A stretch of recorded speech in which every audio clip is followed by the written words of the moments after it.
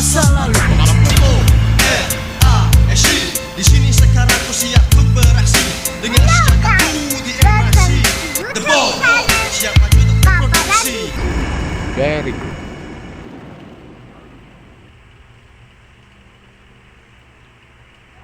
So ayan, morning po sa inyo lahat.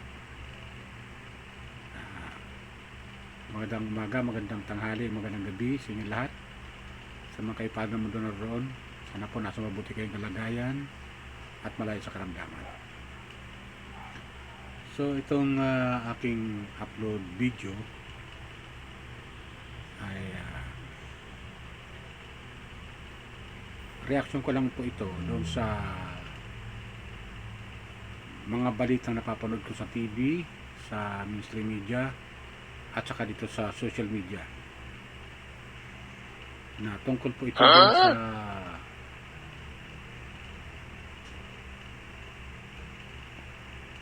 pinuno ng KOJS o Kingdom of God ni Kibuloy. Regarding ito do kay Kibuloy, yung aking reaction.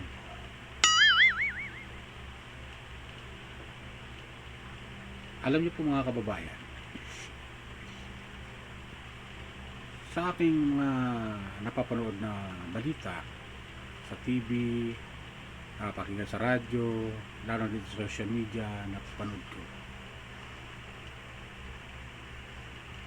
maraming aligasyon kay Pastor Kibuloy. Marami. Sa akin lang, advice ko lang o suggestion ko lang o advice ko lang kay Pastor Kibuloy,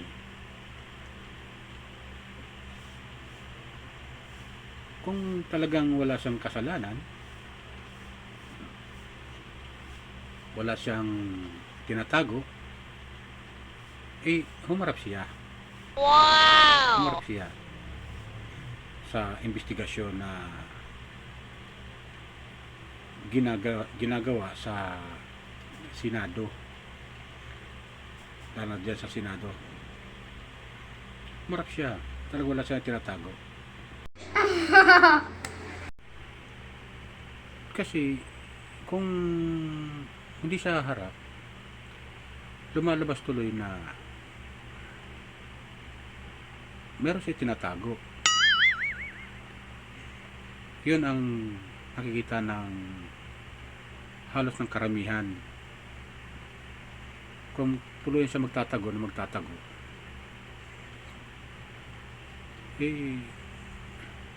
lumalabas tuloy na guilty siya. What? Sa kanyang sa aligasyon sa kanya. Di ba ganun yun? Pagkakaintindi ko, ayaw ko sa iba. Pero para sa akin, ganun nung nangyayari. Kung tatago ka, lumalabas na guilty ka. Hindi ka pira na kaya ayaw mong humarap kasi may nagtatangka sa buhay mo. Sa daming na naniniwala sa iyo, pwede ba yung pabayaan ka na lang, Pastor Kibuloy, na mga naniniwala sa iyo? Hindi pa pabayaan yan. Sasamahan ka niya hanggang Senado. What? Maaring baka mag-rally pa yan sa harap ng Senado Harapin mo kung anong aligasyon laban sa iyo, kung anong binabato nila sa iyo. Harapin mo at sagutin mo yan sa Senado.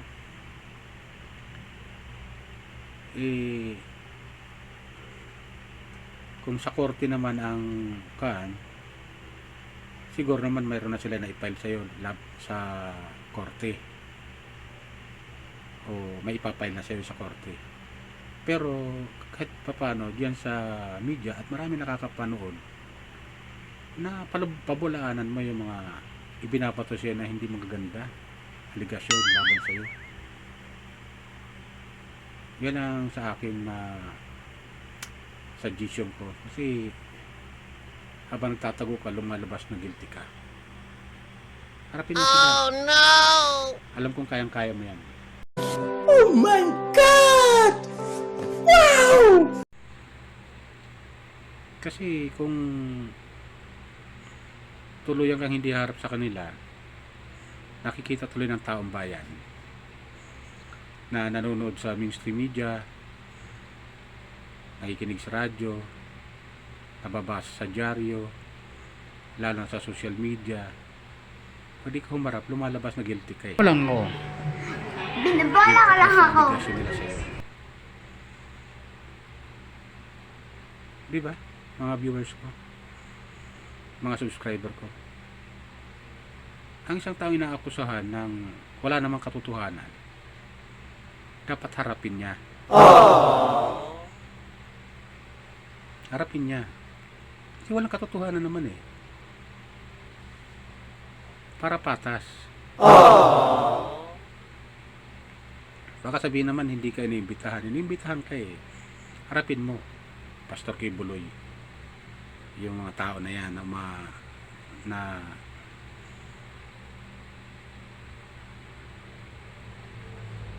nagbibintang laban sa iyo.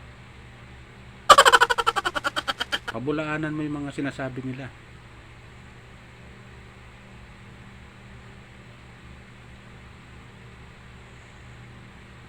Total, sabi mo naman dyan sa mga kuan mo, sa pagharap mo sa mga tao, ay ikaw yung anak ng Diyos.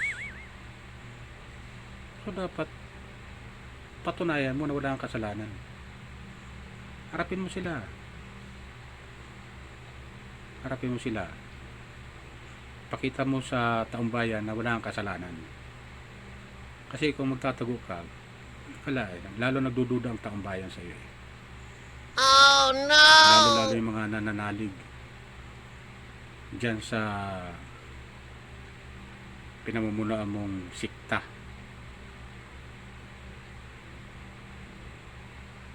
Para naman yung mga mga miyembro mo ay mas lalong maniwala sa iyo. Sa kanila. Sa imbestigasyon dyan sa Senado at sa Kamara pag inibitahan ka. Harapin mo sila. Ay, wala na, kung totoong wala kang kasalanan, harapin mo sila. Bakit hindi? Wala ka namang kasalanan eh. Di ba? Galing ya. Ano naman lang sa akin eh. We, maniwala ako sa'yo. Kasi para sa akin, ang isang taong inaakusahan at nagtatago, lumalabas tuloy na guilty. Yan lang sa akin ha. Opinion ko lang yan. Reaksyon ko lang yan. Reaksyon ko lang yan. Sa akin. Harapin mo sila. Dahil wala namang, kung wala ka talagang kasalanan, di wala. Para mapahiya sila. Di ba? Ganun dapat. Para mapahiya sila sa pinagagawa nila sa iyo. Pag-aakusa sa iyo na wala ka naman palang kasalanan. Harapin mo sila. Mas lalo na kung sinampahan ka ng tao sa korte. Harapin mo sila. Para mapatunayan na wala kang kasalanan.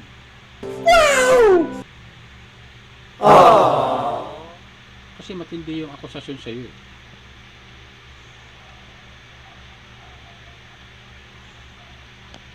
Tapos sabi mo kaya ayaw mo humarap. Ayon sa iyo. Dahil may nagtatangka sa buhay mo. Aba, kung may nagtatangka sa buhay mo ng mga tao ng ganyan, alam, pabayaan ka ng mga miyembro mo,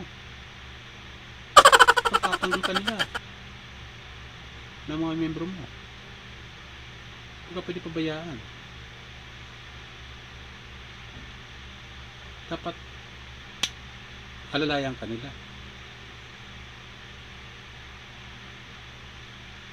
Kasi kung wala kang kasalanan talaga, hindi ka magtatago. Harapin mo sila. Hindi yung ano to, para mapahiya sila yung nag-aakusa sa'yo na wala kang palang katotohanan pinag-aakusa sa'yo.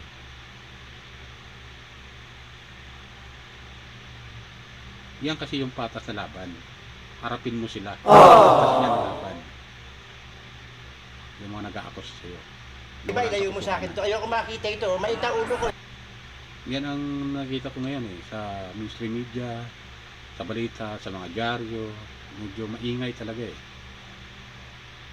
Kaya ang may sasuggest ko lang sa'yo, Pastor Kibuloy, harapin mo sila para sampal mo sa pagmumukha nila na wala kang kasalanan. Harapin mo sila dyan sa Senado, sa Kamara, harapin mo sila para pakita mo na wala kang kasalanan. Kasi habang tatago ka, lumalabas tuloy na guilty ka. Yan nakikita ng halos karamihan. Yan ang talagang nasa isip ng bawat Pilipino o nanonood, maging sa ibang bansa na nanonood, na may kasalanan ka o guilty ka dahil nagtatago ka. Pero kung haharapin mo sila para sa paraan na investigasyon,